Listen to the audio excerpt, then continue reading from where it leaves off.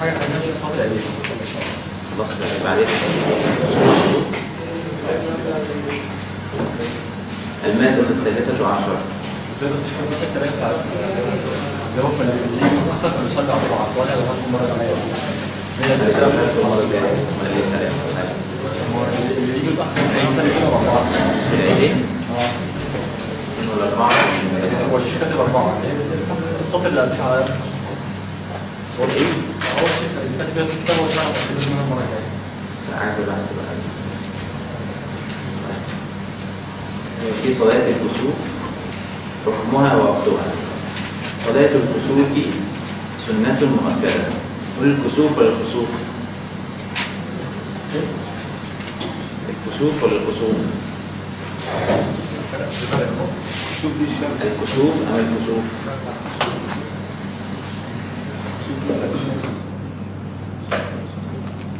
الكسوف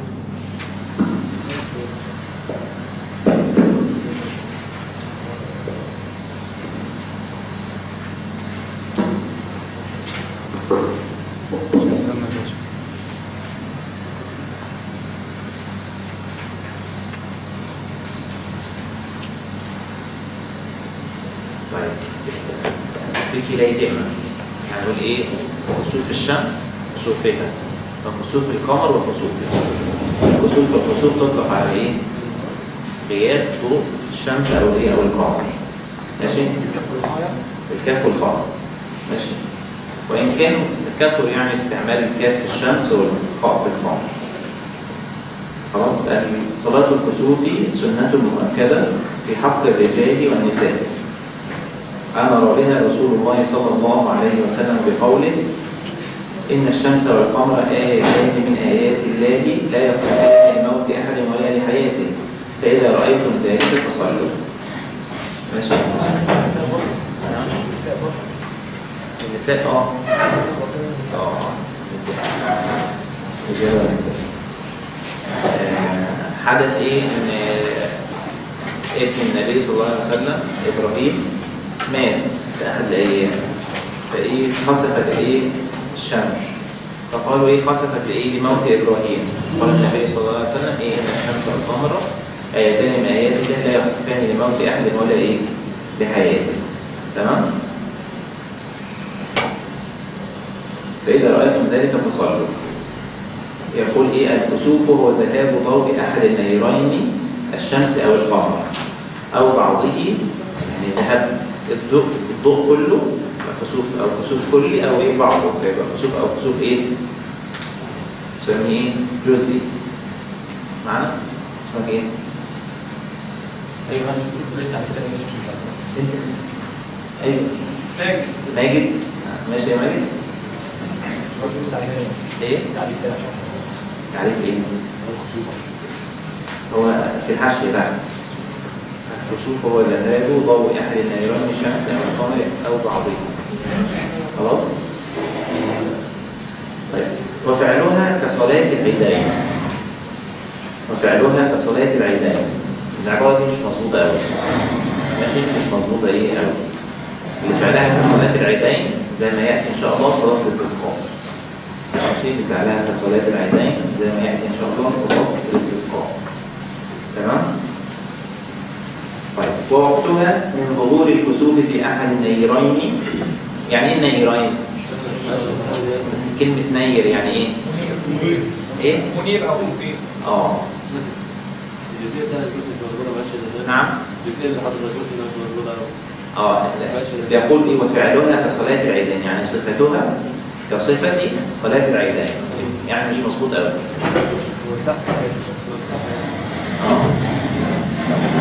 نعم.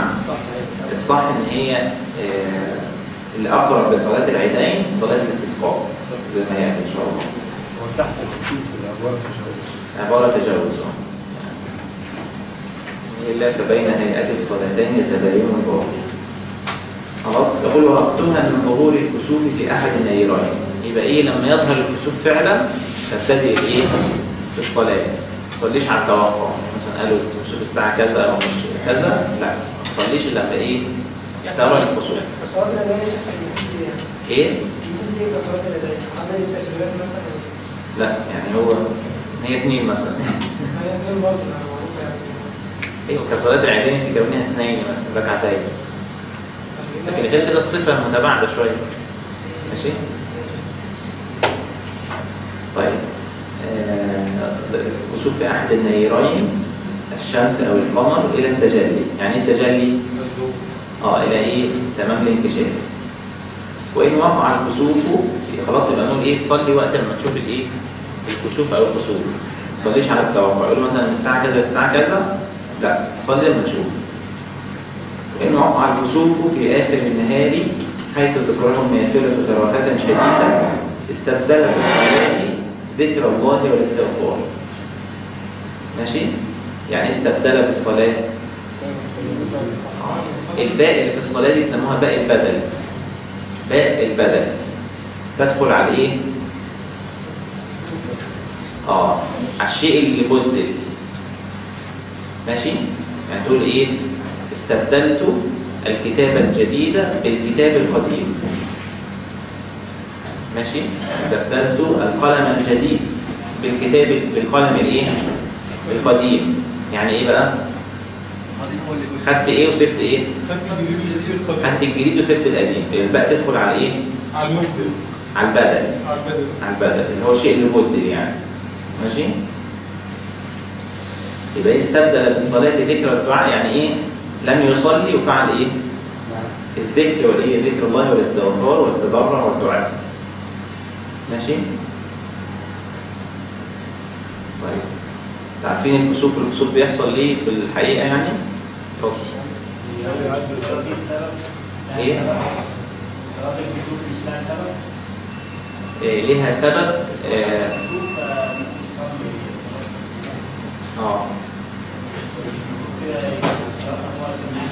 بص يعني ما قريتش فيها خلاف يعني بس ممكن يعني يكون فيها. خلينا نبحثها ان شاء الله. ماشي؟ بس على قاعدة السببية الظاهر ان ده سبب مقارن. عارف انت قاعدة السببية؟ ايه؟ سبب ايه؟ مش ايه؟ سبب. قاعدة السببية قالوا ايه؟ النافلة اللي تكره بيكون لها ايه؟ التي لا تكره يكون لها سبب سابق. المقترع الشيخ محمد صلاح قال ان المقترع اي سبب سابق او السلام شيء يعني الامر سهل ان شاء الله. يعني وناس منعوا الصلاة في وقت الايه؟ النفل مطلقا، وقت النهي مطلقا، والناس ايه خصصوها بالايه؟ جوزوا الصلاة التي لها سبب. التي لها سبب. وعلماء اخرين فسروا قالوا لا اللي لها سبب سابق، اما اللي لها سبب مقارن او لاحق يبقى تكره برضه. انتوا ما خدتوش صلاة النهي دي؟ مش النهي عدى ولا لسه؟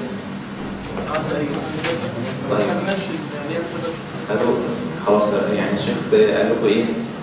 قال اي سبب. اي سبب. ماشي؟ خلاص كده واضح؟ نعم؟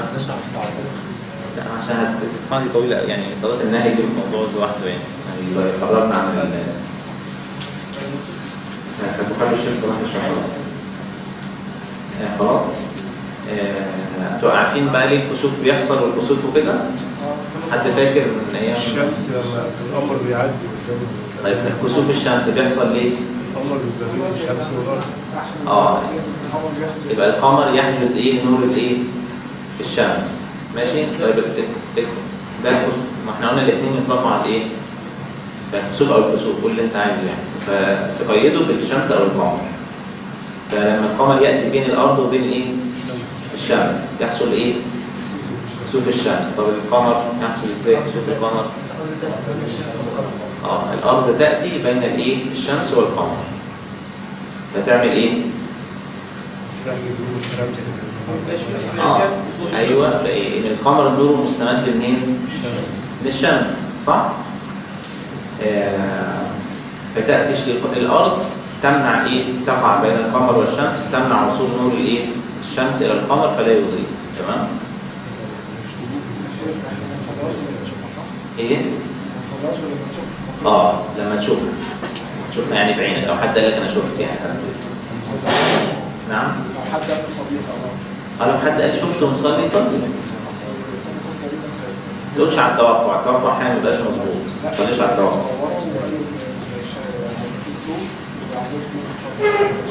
لا ما تصليش الا لما تشوف.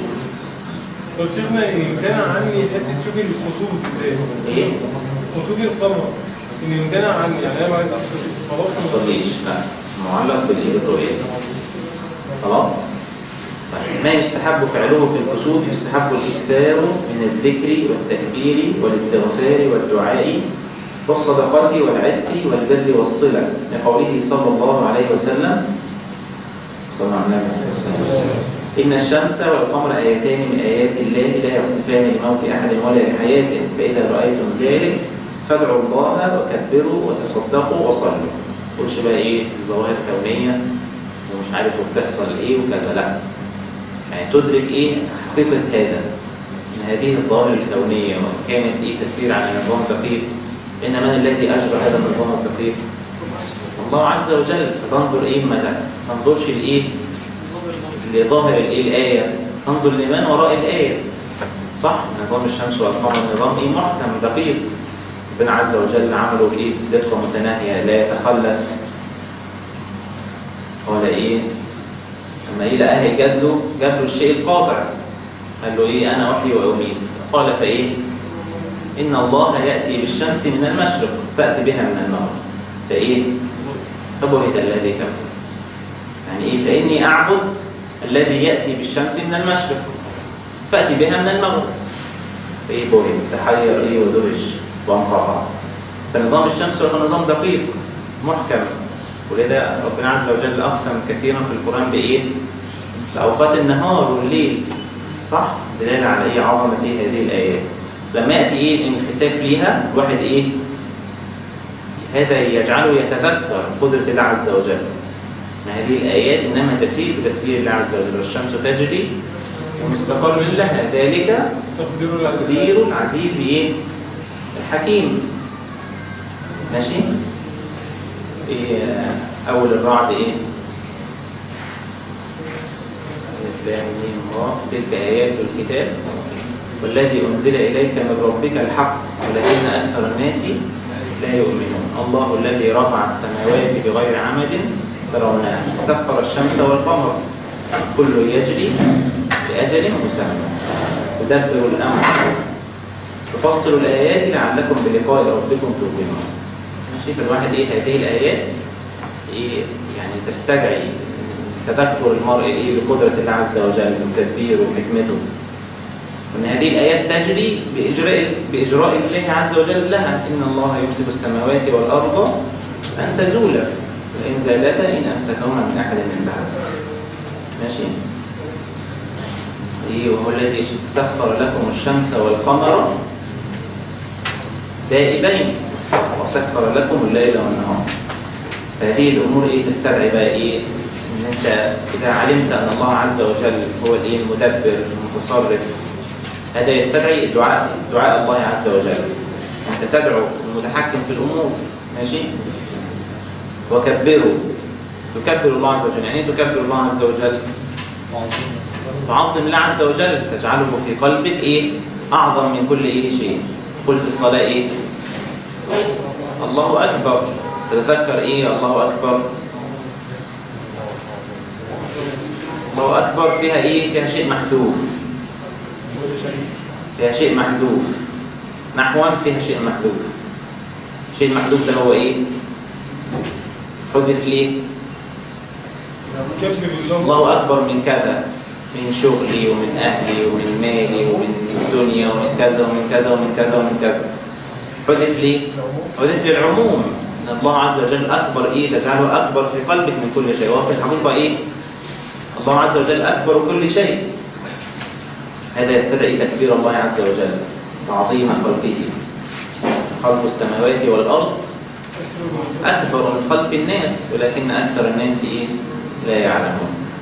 أنتم أشد خلقا أم السماء بناها رفع سمكها فسواها أغطش ليلها وأخرج ضحاها الأرض بعد ذلك دحاها أخرج منها ماءها ومرعاها والجبال أرساها.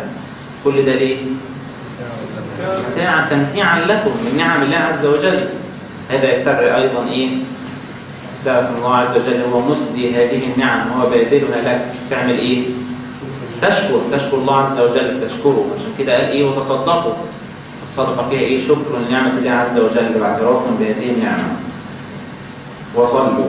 تفزع أيضا إلى الإيه؟ الصلاة. كان إذا حزبه أمر صلى الله عليه وسلم فزع إلى الإيه؟ الصلاة. الصلاة إيه؟ خير موضوع. ويعني إن شاء الله لو كان في إيه؟ أذية أو بلاء أو مصائب أو كده، إن شاء الله بالصلاة إيه؟ تنجو في الصلاة. الصلاة خير موضوع. ماشي؟ يبقى إيه؟ فإذا رأيتم ذلك فاعملوا إيه؟ اقعدوا بقى تبصوا للشمس وتسيبوا النظارات وتقعدوا إيه؟ تشوفوا بقى وتستمتعوا بإيه؟ بالظاهرة الكونية وكده، ولا لأ؟ فادعوا الله. الواحد إيه؟ شيء مخيف. شيء مخيف. النبي صلى الله عليه وسلم يقول إيه؟ فادعوا الله حتى إيه؟ ينجلي ما بكم. يعني إيه؟ يعني تكشف هذه الإيه؟ الغمة وهذا الكرب. فده أمر عظيم. تدعوا الله إيه؟ تكبروا، تصدقوا، تصلوا. إيه ورد أيضا في بعض الإيه؟ الأحاديث الإيه؟ العتق. تعتق العتق والبر والصلة كما إيه قال: الذكر والتكبير والاستغفار والدعاء والصدقة والعتق والبر والصلة. ماشي؟ تعتق إيه؟ تعتق غيرك كي إيه؟ يعتقك الله عز وجل. وتعتق نفسك الأول. تعتق نفسك إزاي؟ كيف تعتق نفسك؟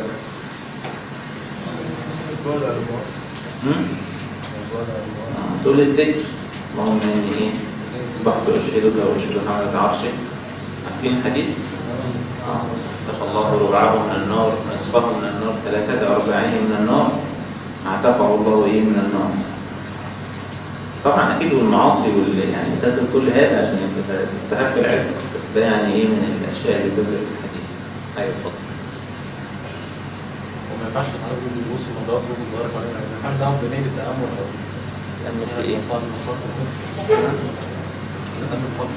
يعني الظواهر قدرة ربنا كده. لا، المفروض ساعتها المؤمن منشغل بالصلاة بالسنة، سنة النبي صلى الله عليه وسلم لا ترغب عنها. ماشي. طيب كيفية صلاة الكسوف أن يجتمع الناس في المسجد بلا أذان ولا إقامة. احنا إيه إن شاء الله نقرأ الكسوف ونقرأ الإيه؟ الاستسقاء. فتشوف كده بقى أوجه الفرق بينهم. ماشي. أسألكم فيهم بالله. خلاص؟ كيفية صلاة الكسوف أن يجتمع الناس فين؟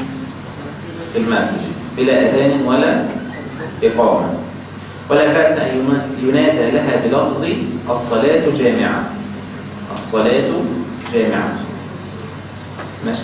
ويجوز أيضا الصلاة جامعة نحو يعني. فيصلي بهم الإمام ركعتين، في كل ركعة ركوعان وقيامان مع تطويل لكل من القراءة والركوع والسجود. خلاص؟ يبقى ايه صفة صلاة الكسوف؟ عارف انت لما تيجي تسجد في اخر الركعة تسجد كام سجود؟ كذلك في الكسوف تركع ايه؟ ركوعان. يبقى تقوم وايه؟ يستفتح ويقرأ الفاتحة، ثم يصلي ايه؟ قراءة ايه؟ طويلة جدا. تلاقي النبي صلى الله عليه وسلم قرأها صلاها مرة بالبقرة. البقرة في نص ركعة. ماشي؟ بعد كده ركع ركوعا ايه؟ طويلا مثل قيامه. ثم ايه؟ ثم رفع فايه؟ قرأ الفاتحة وايه؟ وسورة ايه؟ طويلة. صلى بآل عمران نص ركعة الثاني. ثم سجد سجودا ايه؟ طويلا. ركعة مش قلنا صلى البقرة وآل عمران؟ ركعة يعني قبل ما يسجد. مش اكيد مش هيسجد على طول، مفيش سجود بعد. يقول سمع الله لمن حمده. سمع. هو وقت صلاة الكسوف أصلا من الأجزاء عشان يصلي. دي أحيانا بوصل حاجات طويلة، أحيانا 3-4 ساعات أحيانا. ولو الكسوف خلص هيقول بقى إن شاء الله. خلاص؟ ثم إيه؟ يركع ركعة أخرى. ماشي؟ يفعل فيها مثل ما فعل في الايه؟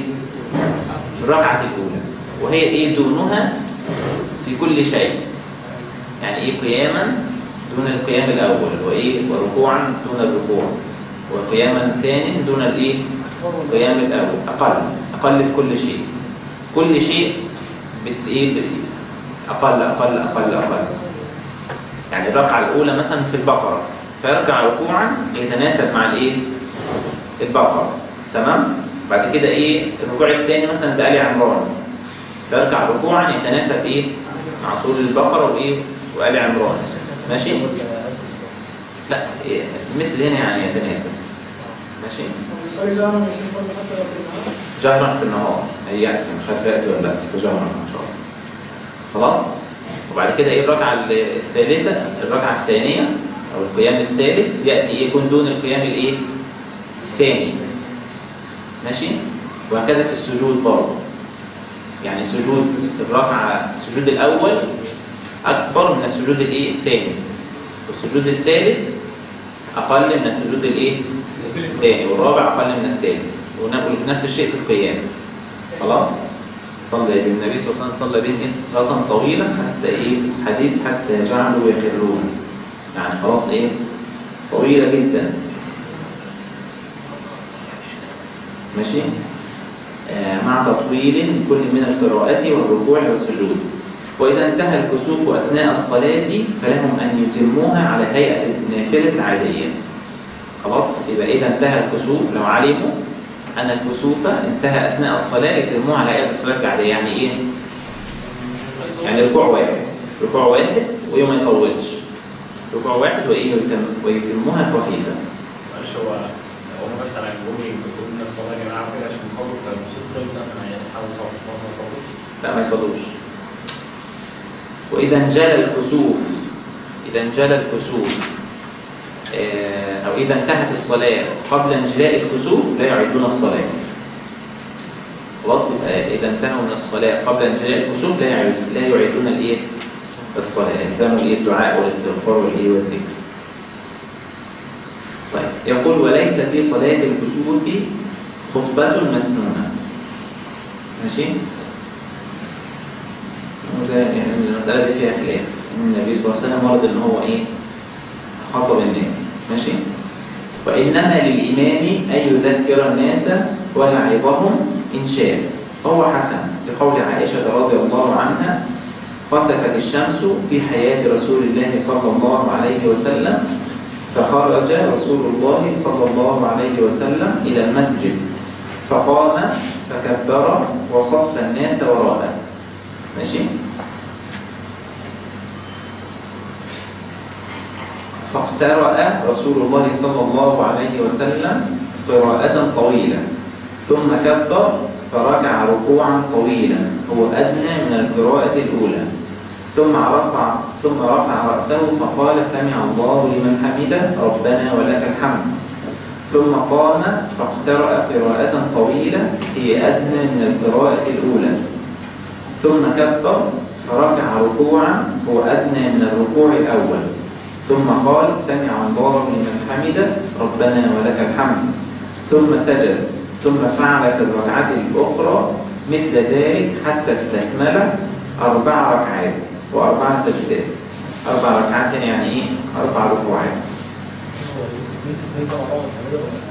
أيوة الركوعين هيرفع منهم كل رفع إلا سمع الله لمن حمده. وانجلت الشمس قبل أن ينصرف ثم قام. انجلت الشمس قبل إيه؟ أن ينصرف ثم قام فخطب الناس فأثنى على الله بما هو أهله ثم قال إن الشمس والقمر آيتان من آيات الله لا يخسفان لموت أحد ولا لحياته فإذا رأيتموهما فافزعوا للصلاة. ماشي؟ النبي صلى الله عليه وسلم إيه؟ كل موقف كده يكون فيه سبيل للتعليم يعلم صلى الله عليه وسلم. كانوا يعتقدون في إيه؟ في تأثير الكواكب. تأثير الإيه؟ الكواكب، وأن الإيه؟ الكواكب إذا إيه طلعت أو إيه؟ أو خسفت أو كده يكون في تأثير على إيه؟ الأرض. النبي صلى الله عليه وسلم قال إيه إن الشمس والقمر آيتان من آيات الله لا يخسفان لموت أحد ولا إيه لحياته، كما إيه في الحديث بتاع إيه مطرنا بنوء كذا، صح؟ عارفينه؟ قال إيه أصبح من عبادي مؤمن بي وكافر، يعني إيه المطرنا بنوء كذا، كنا ربنا سبحانه وتعالى يقدر إن المطر يكون في الإيه في نوء كذا، يعني مثلا إيه في صعود نجم أو إيه أو اختفاء أو كده، ده من تقدير الله عز وجل، لكن مش طلوع النجم هو اللي هينزل إيه المطر، صح؟ لكن إن شاء الله في العقيدة بالتفصيل.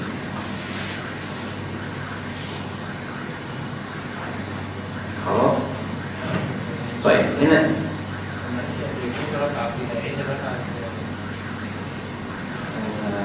نشوفها إن شاء الله. ما تكتبوا الأسئلة. ماشي. خلاص، ما الحكمة من الصلاة في هذا الوقت؟ الكسوف أو الخسوف قلناها خلاص. ماشي. طيب هنا في الرواية دي بيقول إيه فإذا رأيتموهما، وروايات أخرى بيقول إيه فإذا رأيتموها اللي هي إيه؟ الخسوف إيه؟ إن إيه صعب اجتماع الإيه أو يعني يقولوا ما ينفعش يجتمع الخسوف مع الكسوف. فإذا رأيتموها يعني رأيتم إيه؟ أحدها. أمين؟ طيب. خسوف القمر. الصلاة في خسوف القمر كالصلاة في كسوف الشمس. خلاص؟ قلنا إيه؟ خسوف القمر لسه قايلين مجيء الأرض بين الشمس والقمر. الشمس إيه؟ نورها بينعكس على القمر، فلما الأرض تيجي في النص نور الشمس ما يوصلش للقمر، يكون إيه جزء منه غير منير. لسه جاي ولا إيه؟ لا قلنا الخسوف والكسوف إطلاقين، يعني كلمتين زي بعض. ماشي؟ تقول خسوف أو كسوف الشمس أو خسوف أو كسوف القمر. ماشي؟ غالبا يعني ما ينفعش. عايزين حد يتفلك بقى يقول. طيب خسوف القمر. الصلاة في خسوف القمر كالصلاة في كسوف الشمس، بقوله صلى الله عليه وسلم فإذا إيه رأيتموها فافزعوا للصلاة. غير أن بعض أهل العلم رأوا أن صلاة خسوف القمر كسائر النوافل تصلى أفرادا في البيوت والمساجد فلا يجمع فيها. يعني فلا يجمع فيها ولا ينادى إيه الصلاة جامعة. وذلك لأنه صلى الله عليه وسلم لم يثبت أن رسول الله صلى الله عليه وسلم جمع الناس فيها كما فعل في كسوف القمر. ماشي؟ كما جمع في كسوف الشمس. خلاص؟ وقالوا إيه لا يعني لم يحصل في زمن النبي صلى الله عليه وسلم فإيه ما يعرفوش النبي صلى الله عليه وسلم في إيه. وهذا الأمر واسع، فمن شاء جمع ومن شاء صلى منفردا، إذ المطلوب أن يفزع المسلمون للصلاة والدعاء رجالا ونساء ليكشف الله إيه ما بهم. خلاص؟ يعني بس يعني السنة إن هو يصلي إيه مجتمع. ماشي؟ الكسوف إيه بعض العلماء قال إيه بوجوب صلاة الإيه الكسوف، لأن النبي صلى الله عليه وسلم لم يتركها، والجمهور على الإيه استحبابا إيه شديد. خلاص؟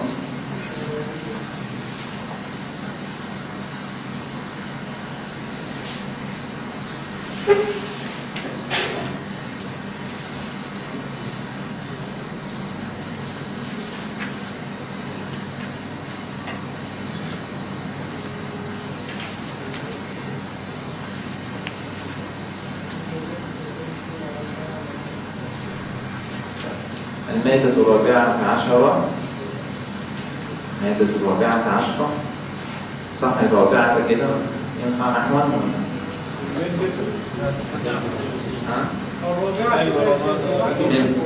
مين بيقول الرابعة؟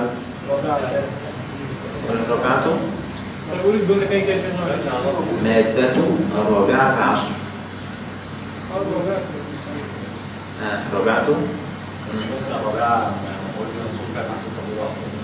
يا أبيض. وبعد هنا مبني، سواء مبني على ايه؟ فتح الجزئين، ده مش اعراب، ايه؟ فتح ايه؟ بناء. خلاص؟ في صلاة الاستسقاء حكمها صلاة الاستسقاء سنة ايه؟ مؤكدة. يعني ايه استسقاء؟ طلب السقيا. تقول واحد ايه؟ اسقيني، يعني ايه؟ تطلب منه ان ايه؟ يسقي. ماشي، او يسقي، الاثنين يعني يسقي ويسقي. ماشي. انزلنا من السماء ماء فايه؟ اسقيناكم. وايه الايه الثانيه؟ هي لا وسقاء برضه، هي جزء سقى واسقى. ماشي. سقى يسقي واسقى يسقي. عارفين ليه؟ مش عارفين؟ اقدروا علوم التشابه. ها؟ ماشي. تعرفوها ان شاء الله. صلاة الاستسقاء سنة مؤكدة فعلها رسول الله صلى الله عليه وسلم وأعلنها في الناس، فخرج لها إلى المصلى. فخرج لها إلى إيه؟ مصلى اللي هو مصلى إيه؟ مصلى العيد. يبقى صلاها في المسجد ولا خارج المسجد؟ خارج. ماشي. قال عبد الله بن زيد رضي الله عنه: خرج النبي صلى الله عليه وسلم يستسقي فتوجه إلى القبلة وحول رداءه ثم صلى ركعتين. يبقى عمل إيه؟ توجه إلى القبلة وحول رداءه. طيب، حول رداءه يعني إيه؟ عارفين الرداء؟ الرداء اللي هو زي الإيه؟ البشكير كده تلبسه، مش له قطعتين؟ القطعة اللي فوق اسمها رداء. القطعة اللي فوق اسمها ايه؟ اسمها ايه؟ معايا؟ رداء. واللي تحت اسمها ايه؟ إزار. حول رداءه يعني ايه؟ قلب. جاب الايه؟ اليمين شمال والشمال يمين. ماشي؟ على وجه الايه الآخر. ماشي؟ يعني قلبه. قلبه الرداء مثلا تلبسه على الوش ده. مش كده يتقال بقى اجيبه على ظهره؟ ايوه عشان يجيبوا يمين وشمال وتقلبه. ماشي؟ تقلبه على ظهره. تلبسه على وش تلبسه على وش التاني. خلاص؟ ايه؟ ياتي ان شاء الله. فتوجه الى القبلة وحول رداءه ثم صلى ركعتين جهر فيهما ايه؟ بالقراءة. خلاص؟ طيب. رجال والنساء والأطفال المميزين والحيوانات. ايه؟ زمان كان في حيوانات، دلوقتي ما فيش حيوانات. قالوا ايه؟ يخرج ايه بالحيوانات ايه؟ لأنها يصيبها المطر، تنتفع بالمطر. وفي الايه حديث ايه؟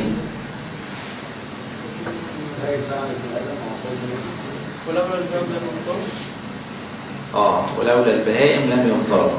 أول حديث بقى إيه؟ حديث طويل. هو في إيه؟ لأن استوجبت الجهاد وعملت المعاصي وخفة المكيال والميزان وكده. يمنع الله عز وجل الإيه؟ الكريم في الشدة، ويمنع الإيه؟ القطر من السماء، ولولا البهائم لم يمطروا. ماشي؟ مكتوب فين؟ مكتوب في الهامش. هو 3 سبب وسبب الجد وقلة المطر الذنوب وكثرة المعاصي. فإيه سبب الجد والقحط والشدة دي إيه؟ الذنوب والمعاصي. يقول الله تعالى: ظهر الفساد في البر والبحر بما كسبت أيدي الناس. ويقول نعم ضرب الله مثلا قرية كانت آمنة مطمئنة يأتيها رزقها رغدا من كل مكان فكفرت بأنعم الله فأذاقها الله إيه؟ لباس الجوع والخوف. إيه تاني؟ يقول الله تعالى: نعم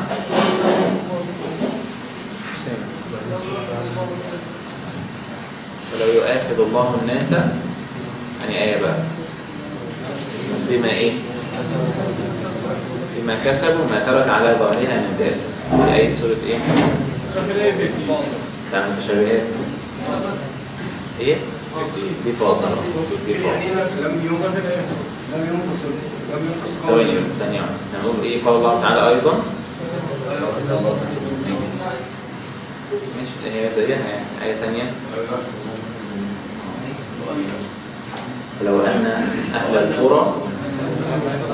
القرى آمنوا واتقوا فتحنا عليهم بركات من السماء والأرض. ماشي؟ ينزل إيه المطر من السماء وتخرج الأرض إيه؟ من رزق الله عز وجل. فتحنا عليهم بركات من السماء والأرض ولكن كذبوا فأخذناهم بما كانوا يكسبون. ماشي؟ فقلت استغفروا ربكم إنه كان إيه؟ غفارا. يبقى الاستغفار يعمل إيه؟ يغفر الله عز وجل به الذنوب. وإذا غفر الذنوب يرسل السماء إيه؟ عليكم مدرارا ويمددكم بأموال وبنين ويجعل لكم جنات ويجعل لكم أنهارا. فإحنا طبعا إيه هنا مش بنحس إيه بموضوع الأمطار. ليه؟ الأمطار إيه؟ تنزل فين؟ في منابع النيل. منابع النيل تيجي لنا هنا إيه؟ نهر كده ساري بنعمة الله عز وجل. طبعا إيه؟ شيء جميل غير لما الأمطار تنزل عليه. طب بقى أنت إيه تتكلف إن أنت إيه تجمعها تخزنها. ربنا عز وجل إيه بيعمل لنا كل ده. لنا المية إيه؟ لما جف قلت الإيه؟ الأمطار في المنابع حصل إيه عن سيدنا يوسف؟ حصل جفاف. ماشي؟ الناس ما عرفتش تزرع. قال إيه تزرعون 7 سنين دأبا فما حصدتم فذروه في سنبله إلا قليلا مما تأكلون ثم يأتي من بعد ذلك 7 شداد. شداد ليه؟ مفيش مطر. ماشي؟ تأكلن ما قدمتم لهم إلا قليلا مما تحصنون. ثم يأتي من بعد ذلك عام فيه إيه؟ يغاث الناس. يعني يغاث ينزل المطر يغيثهم المطر. ماشي؟ فيه يغاث الناس وفيه إيه يعصرون. يعني يعصرون في الصلاة لسه الأذان صح؟ يعصرون تكثر الإيه الفاكهة إيه يعصرون إيه منها. خلاص يبقى المعاصي هي سبب الإيه؟ سبب القحط والإيه؟ والشدة والبلاء. فيتوجه الناس إلى الله عز وجل يطلبون الإيه؟ السقيا. الحديث بتاع سيدنا موسى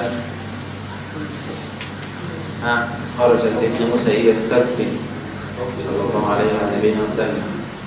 عمل إيه؟ لا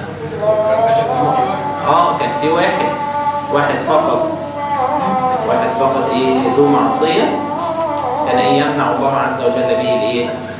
بالراحة. فما بالك بقى إن إحنا كلنا إيه؟ مليانين ذنوب ومليانين معاصي تقصير. إيه؟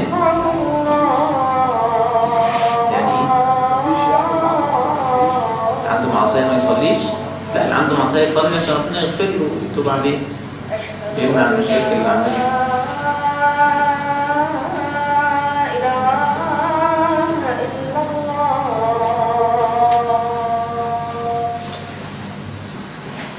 خلاص؟ يشهد سبب الجدب وقلة المطر الذنوب وكثرة المعاصي. يشهد لذلك قوله صلى الله عليه وسلم لم ينقص قوم المكيال والميزان إلا أخذوا بالسنين. يعني السنين الفرق بين السنين والأعوام. السنين اللي بيكون فيها شدة، العام بيكون فيه إيه؟ وشدة المؤونة وجور السلطان عليهم سبحان الله العظيم. ولم يمنعوا زكاة أموالهم إلا منعوا القطر من السماء. كل المعاصي تطفيف المكيال والميزان وإيه؟ منع الزكاة إلا منع القطر من السماء ولولا البهائم لم يمطروا. طيب خلاص قلنا إيه والاستسقاء. فإيه طلب الإيه السقيا. ماشي؟ الواحد إيه طب ما الواحد يروح يطلب الإيه يطلب الماء في أي حتة. لا يعني من إيه ربنا عز وجل الذي إيه يسقي وينزل الإيه المطر. قال الله تعالى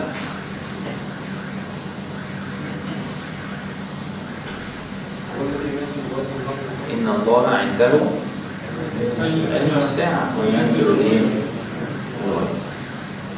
ماشي طبعا الصلاة مثلا كافية تحصل الأسباب. يا بس ما فيش خلاص انقطعت الأسباب، ما فيش مية. هتهيأت أنا مش عارف هيأتي ولا لأ. شوف كده يعني ما وصلناش هيأتي. يعني تكون إيه شكوى عامة. شكوى عامة إن الإمام أو من ينوب مكان منابه الذي يدعو له. ماشي. هو لو بقى إيه حاجة خاصة أو قليلة أو كده يدعو في أي شيء، يعني يدعو في أي موضع لصلاة الاستسقاء. ماشي. يدعو يعني خطبة الجمعة، يدعو في الصلوات عادي يعني.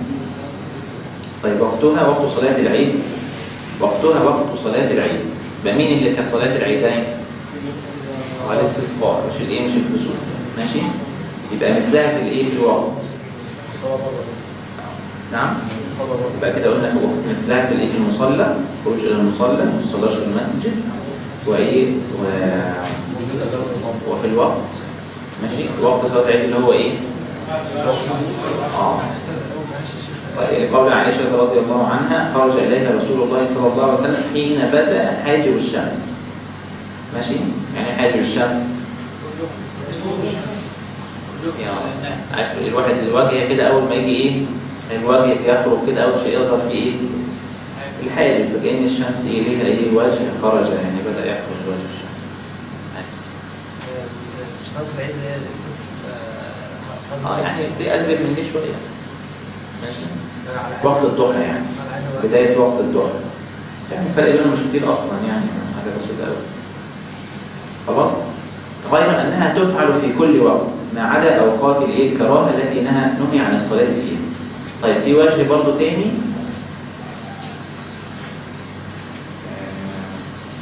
أن يخرج لها النساء في صلاة العيد.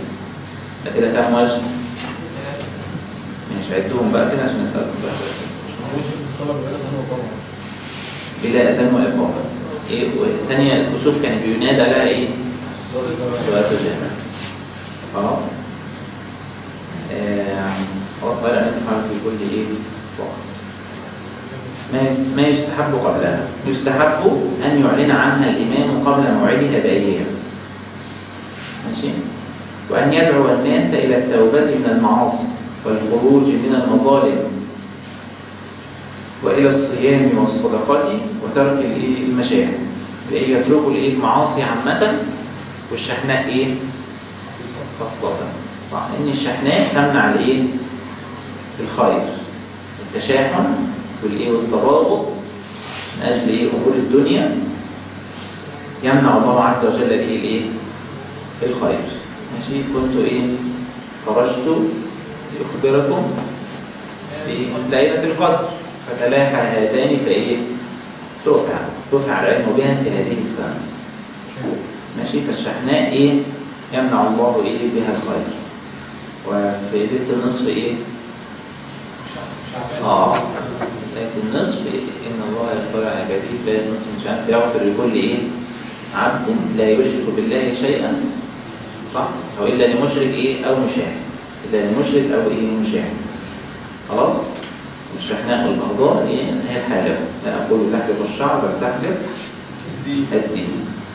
ماشي. وهو وهو شيء مهم جدا رجع الله عز وجل به الخير. الشحناء دي بيكون في أمور الدنيا بس؟ التشاحن يكون في أمور الدنيا. هو الموت في الله بسبب معرفة الدين ما نقدرش لا يعني لو اختلاف في الدين ومراعاة في آداب الخلاف لا يكون الشحناء المنهي عن حاجة. ماشي. لكن لو مفيش آداب الخلاف يبقى ده هنا في معصية. خلاص. طيب صفتها أن يخرج الإمام والناس إلى المصلى فيصلي بهم ركعتين يكبر إن شاء في الأولى. يبقى مثل صلاة العيد يبدأ بالصلاة. يبدأ بالصلاة. خلاص. فيصلي بهم ركعتين يكبر إن شاء في الأولى 7 وفي الثانية 5 كصلاة العيد. ويقرأ في الأولى جهرا بسبح اسم ربك الأعلى بعد الفاتحة، في الثانية بالغاشية، ثم يستقبل الناس فيصلي، ثم يستقبل الناس ويخطب خطبة يكثر فيها من الاستغفار، ثم يدعو والناس يؤمنون. خلاص يكثر ايه؟ الخطبة يكثر في الخطبة النية من الاستغفار، زي ما قلنا ايه؟ قلت استغفروا ربكم انه كان غفارا يرسل السماء عليكم مدرارا. عاد صلاة الاستسقاء في الصلاة نفسها برغم الثانية؟ لا هيدعو، لا هينقل دلوقتي ان شاء الله. ممكن صلاة في المسجد يا شيخ؟ ايه؟ ممكن صلاة في المسجد ولا ممكن في المسجد؟ يعني مستحب زي ما صلاة العيد ما يجوز نصلي في المسجد. صلاة العيد يجوز صلاة غير المسجد. أوقات العيدين وغير أوقات العيدين. صلاة في المسجد؟ ايه؟ صلاة في غير أوقات العيدين. هي ايه صلاة الاستسقاء؟ هي عامة تصلى في المصلى. المصلى ده حتة في الصحراء يعني مش حاجة. خلاص يكثر فيها من الاستغفار ويدعو، ثم يدعو الناس يؤمنون، ثم يستقبل القبلة فيحول رداءه، يجعل ما على اليمين على اليسار وما على اليسار على اليمين، ويحول الناس ايه يترك بقى ايه الرداء واللباس هو عصى الله عز وجل به ايه يحوله تفاؤلا وايذانا بالايه بالتوبه، او يتوب بالايه بالمعاصي. تفاؤلا ايه ان هو يغير حاله بالتوبه فيغير الله عز وجل حال الايه القحط والبلاء. تحويل الرداء يعني هقول له تاني يا شيخنا ولا هو هقول له مره واحده؟ يعني دلوقتي انت مثلا لابس قميص تلبسه وتقلبه وتلبسه على الوش التاني، خلاص كده يبقى الوش اتقلب واليمين بقى شمال. اللي هو يعني ماشي سنة. النبي صلى الله عليه وسلم يحول رداءه والناس ويحول الناس أرديته. خلاص قالوا ايه ولا يضعه حتى يضع ملابسه، يعني لا يضعه دلوقتي خلاص قلب الثوب يفضل قلبه لحد ما ايه خلاص هيغير هدومه فيروح ايه مغيره مع الايه مع الهدوم. خلاص ويحول الناس أرديتهم ثم يدعون ساعة وينصرفون. يعني ساعة مش لازم 60 دقيقة يعني. خلاص وذلك لقول أبي هريرة رضي الله عنه خرج نبي الله يستسقي وصلى بنا ركعتين بلا أذان ولا إقامة، ثم خطبنا ودعا الله وحول وجهه نحو القبلة رافعا يديه، ثم قلب رداءه فجعل الأيمن على الأيسر والأيسر على الأيمن. يبقى واضحة كده الخطوات. فأول حاجة يعمل إيه؟ يصلي ثم إيه؟ يخطب، يعني إيه يستقبل الناس. يعني معايا كريم؟ يستقبل الناس، يعني إيه كأنه خطيب الجمعة كده يستقبل الناس ويدعو. خلاص؟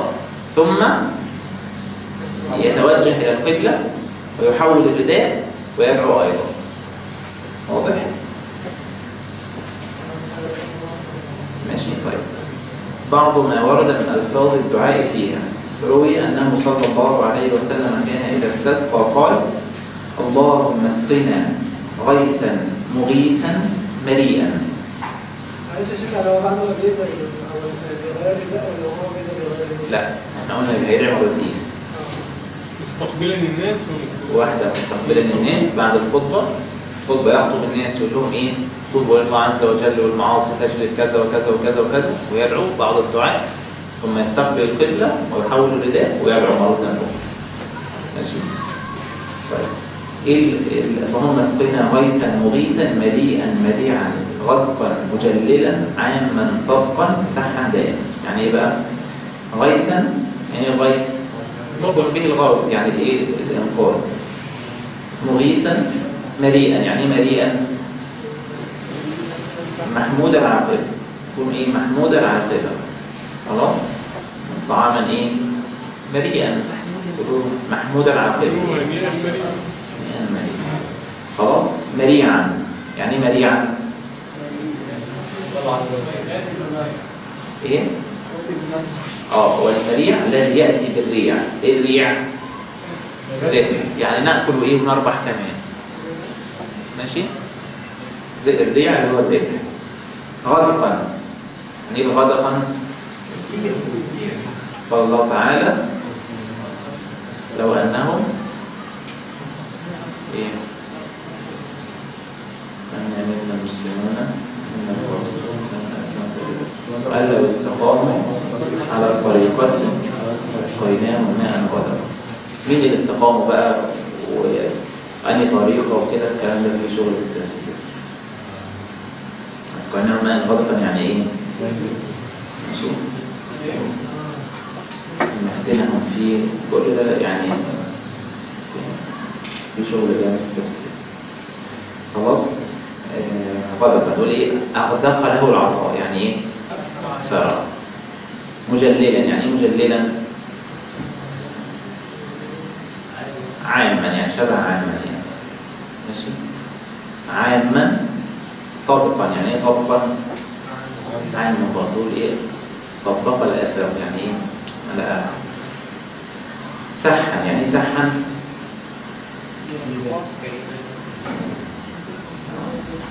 عليه سحة يعني إيه؟ مالا. ماشي. اللهم اسقنا الغيث ولا تجعلنا من القانطين. اللهم بالعباد والبلاء والبهائم والخلق من اللأواء والجهد والضنك ما لا نشكوه إلا إليه. إيه؟ الشدة. يبقى إيه؟ لا نشكو إلى الله عز وجل. من الذي قادر على أن يرفع هذا البلاء؟ الله عز وجل. يستحب في الدعاء كده ان انت ايه تعدد الاشياء اللي انت تشكو منها. ماشي؟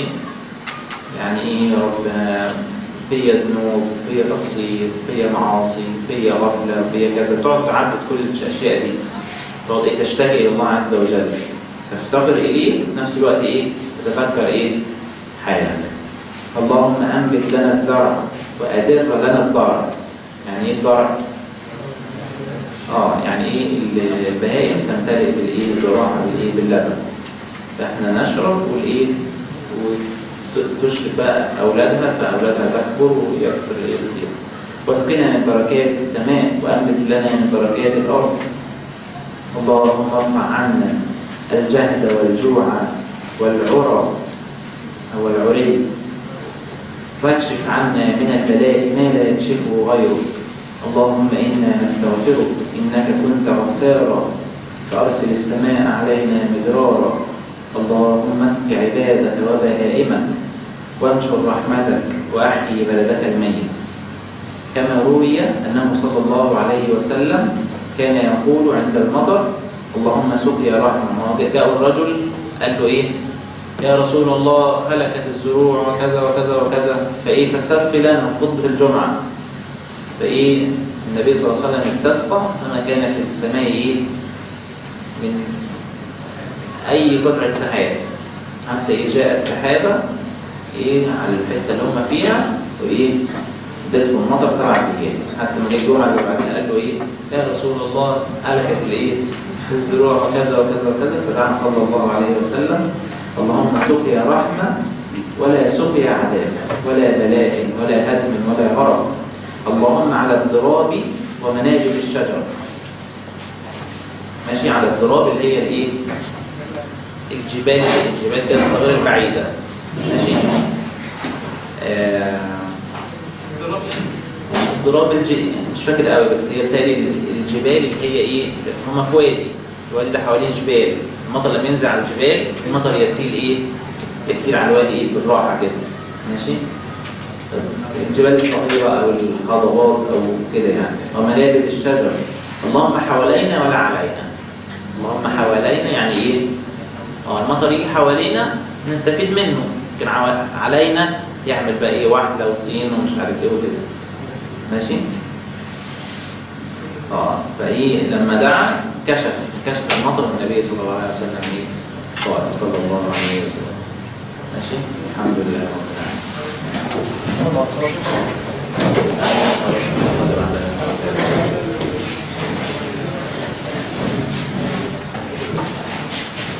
الله